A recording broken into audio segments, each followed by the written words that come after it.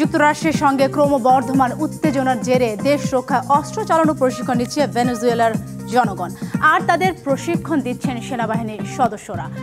মার্কিন সেনা উপস্থিতির জবাব দিতে প্রেসিডেন্ট নিকোলাস মাদুরোর আহ্বানে বেসামরিক নাগরিকদের সামরিক প্রশিক্ষণ দেওয়া হচ্ছে বলে জানিয়েছে কারাকাস। জীবনে প্রথম অস্ত্র নেড়েচেড়ে দেখছেন ভেনেজুয়েলার এসব সাধারণ নাগরিকেরা, আর তাদেরকে অস্ত্র চালানোর প্রাথমিক ধারণা দিচ্ছেন সামরিক বাহিনীর সদস্যরা। মার্কিন যুক্তরাষ্ট্রের সাথে ক্রমবর্ধমান উত্তেজনার প্রতিক্রিয়ায় ভেনেজুয়েলা সাধারণ নাগরিকেরা আগ্নেয়াস্ত্র ব্যবহারে প্রশিক্ষণ নিচ্ছেন। দেশটির প্রেসিডেন্ট নিকোলাস মাদুরোর প্রতিরক্ষা কৌশলের অংশ হিসেবে গত 13 সেপ্টেম্বর শনিবার এই প্রশিক্ষণের আয়োজন করা হয়। রাজধানী কারাকাসের একটি সামরিক ব্যারাকে প্রেসিডেন্সিয়াল গার্ড অফ অনারের সদস্যরা সাধারণ নাগরিকদেরকে অস্ত্র চালানো শেখান। এই নাগরিকরা বলিভারিয়ান ন্যাশনাল মিলিশিয়া নামে একটি স্বেচ্ছাসেবী বাহিনীতে নাম লিখিয়েছিলেন। ভেনেজুয়েলার গণমাধ্যম অনুসারে এই প্রশিক্ষণ কর্মসূচির নাম দেওয়া হয়েছে অপারেশন ইন্ডিপেন্ডেন্স 200।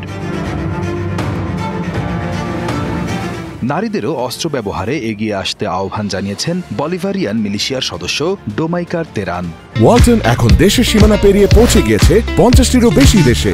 ওয়ালটন, ঘরে ঘরে বিশ্বজুড়ে।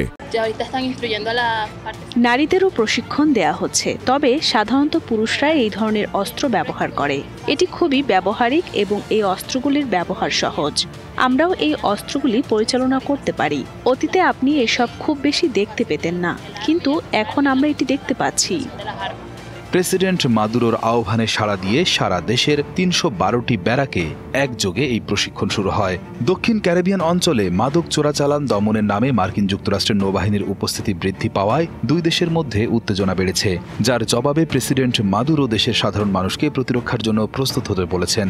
এই মিলিশিয়া বা নাগরিক বাহিনীটি ভেনেজুয়েলার সশস্ত্র বাহিনীর একটি অংশ।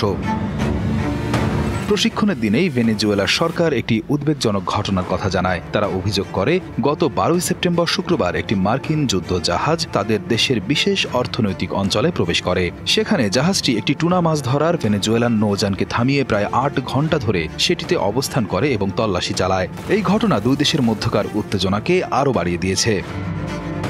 Riyad Hossain, BBC news desk.